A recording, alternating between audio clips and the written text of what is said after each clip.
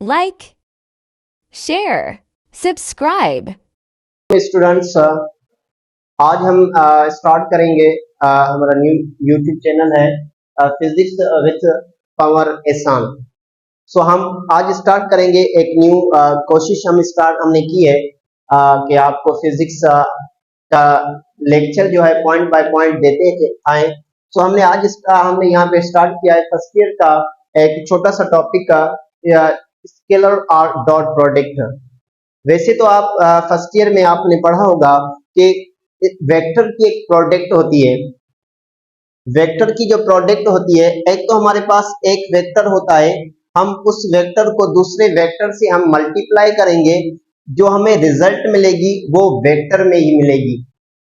और दूसरा हमारे पास है कि एक वेक्टर को आप जब किसी और वेक्टर से मल्टीप्लाई करोगे तो आपको जो प्रोडक्ट मिलेगी वो स्केलर मिलेगी। तो अब ये जो वेक्टर की जो प्रोडक्ट है वो दो किस्म की है कि क्रॉस प्रोडक्ट और दूसरी है डॉट प्रोडक्ट। तो आज जो हमारा लेक्चर है वो है डॉट प्रोडक्ट के। डॉट प्रोडक्ट किसे कहा जाता है? सो डॉट प्रोडक्ट जो है उसे हम स्केलर प्रोडक्ट भी कहते हैं। सो डॉट प्रोडक्ट जो है, जब भी आप किसी भी दो वेक्टर्स को आपस में मल्टीप्लाई करोगे, सो मल्टीप्लाई करने से जो आपको रिजल्ट मिलेगी उस रिजल्ट को आप कह सकते हैं स्केलर क्वांटिटी।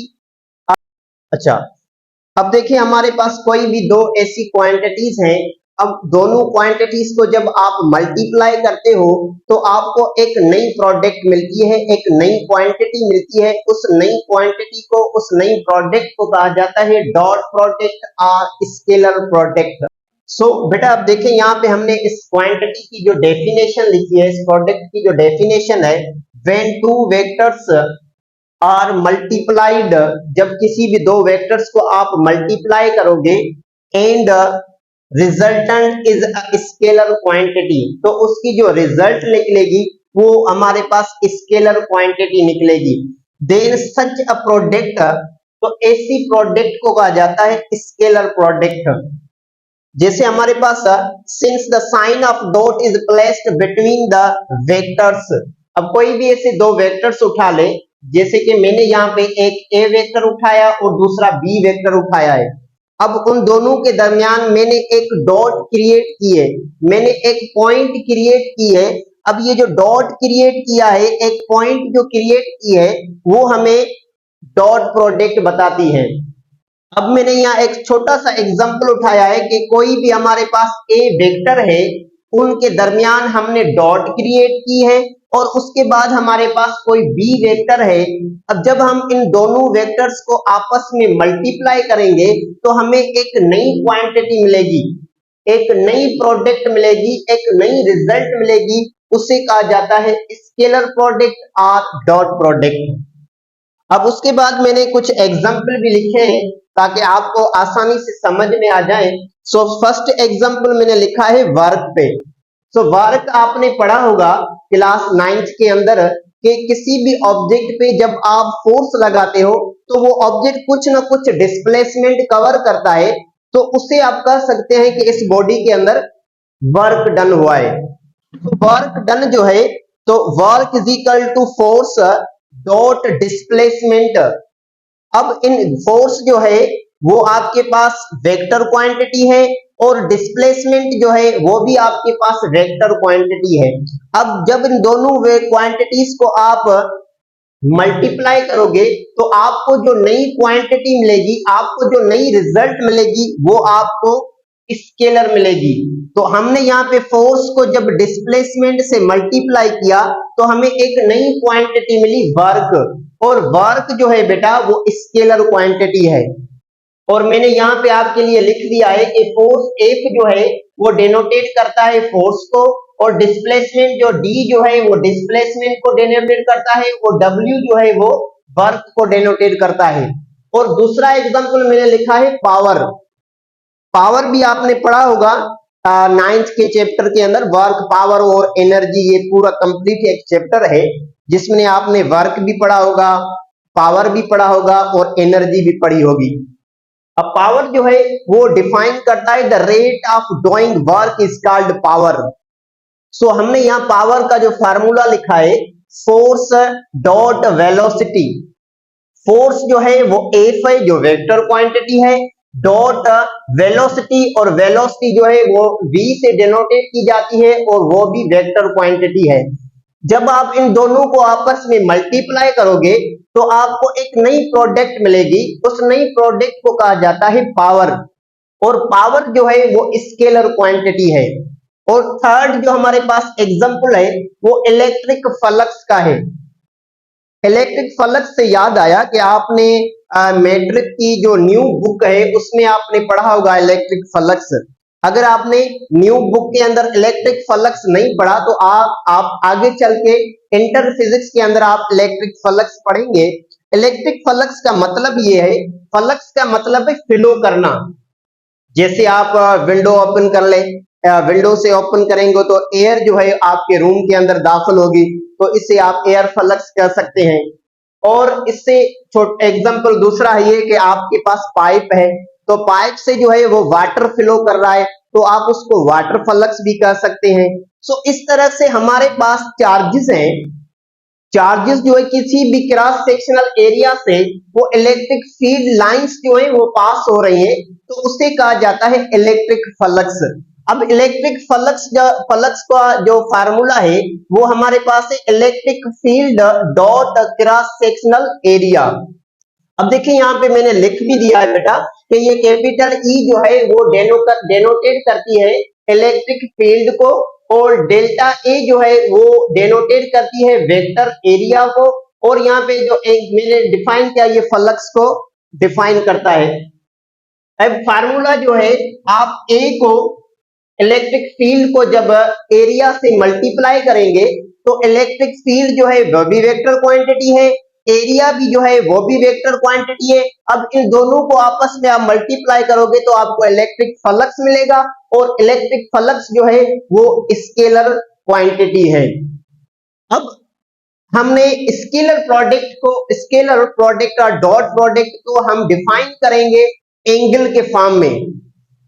अब एंगल के फॉर्म में डिफाइन करेंगे तो बेटा हमारे पास जो है हमने यहाँ पे कोई भी ऐसे दो वेक्टर्स उठाए। एक वेक्टर जो है हमारे पास ए वेक्टर है और दूसरा हमारे पास बी वेक्टर है।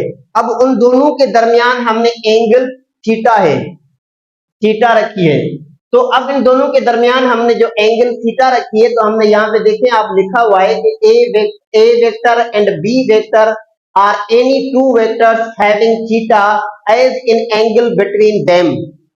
The dot product of A and B is defined as, अब dot product of A और B जो है वो हम define कर सकते हैं कि भाई product of magnitude of the vectors and cosine of angle between them।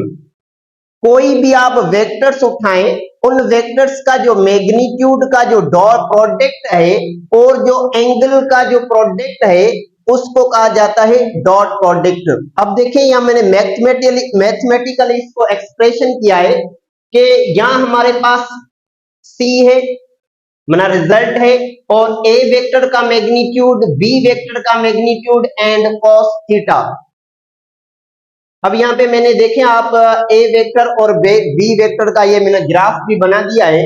ये ए वेक्टर है और ये बी वेक्टर है, इन दोनों के दरमियान थीटा एंगल है। अब बाबा ए वेक्टर का मैग्नीट्यूड और ये बी वेक्टर का मैग्नीट्यूड आप इसको इस तरह से भी लिख सकते हैं, मैंने यहाँ पे आपके लिए नोट लिख दिया है। और कॉस थीटा, अब इन दोनों को आप मल्टीप्लाई करेंगे तो आपके पास फार्मूला हो जाएगा ए बी कॉस थीटा। उसके बाद मैंने यहाँ पे एक छोटा सा प्रॉब्लम लिखा है ताकि आपको इस डॉट प्रोडक्ट का प्रॉब्लम जो है वो आप आसानी से सॉल्व कर सके। मैंने यहाँ पे लिखा है बेटा find the dot product of the following vectors.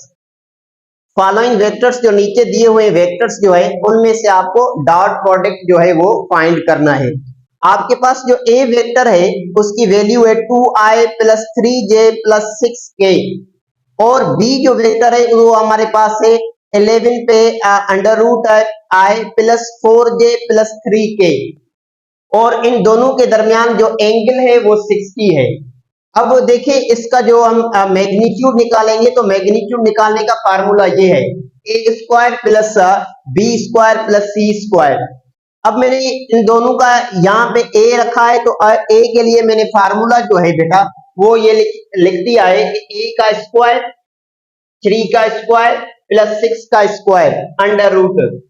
अब 2 का स्क्वायर खत्म करेंगे तो 4 होगा, 3 से स्क्वायर खत्म करेंगे 9 होगा, और 6 से स्क्वायर खत्म करेंगे 36 होगा। अब इन तीनों को मैं आपस में ऐड करूंगा तो हमारे पास जवाब आ जाएगा 49। 49 का हम अंडर रूट खत्म करेंगे तो हमारे पास ए वेक्टर जो है वो 7 हो जाएगा। ऐसे हमारे पास बी वेक्टर है, और बी वेक्टर जो हमारे पास वो 11 पे under root plus 4j plus 3k। अब ये हम फार्मूले में रखेंगे। अब 11 अंडर रूट खत्म करेंगे तो यहाँ पे 11 हो जाएगा। अब इस देखिए बाबा, ये अंडर रूट और स्क्वायर आपस में खत्म हो जाएंगे तो हमारे पास बाकी 11 बचेगा। यहाँ पे 4 है, 4 का स्क्वायर 16 और 3 का स्क्वायर 9। अब इन तीनों को ऐड करेंगे 36 होगा। 36 का अंडर रूट खत्म करेंगे तो जवाब 6 आएगा।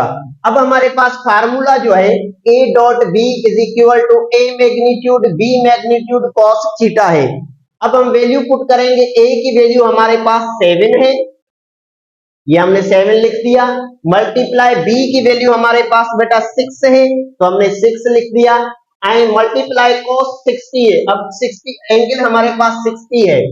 अब 7 को 6 से मल्टीप्लाई करेंगे 42 आएगा, मल्टीप्लाई cos 60 की वैल्यू है वो 1/2 है, हमने 1/2 लिख दिया।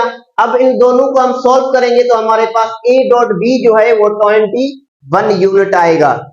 सो ये था हमारा डॉट प्रोडक्ट और स्केलर प्रोडक्ट। इंशाल्लाह हम स्लोली ग्रेजुअली आपको इस चैप्टर के हिसाब से इस फर्स्ट ईयर के जो भी लेक्चर है वो सीरीज वाइज हम आपको इंशाल्लाह देते रहेंगे। हमारे साथ रहिए।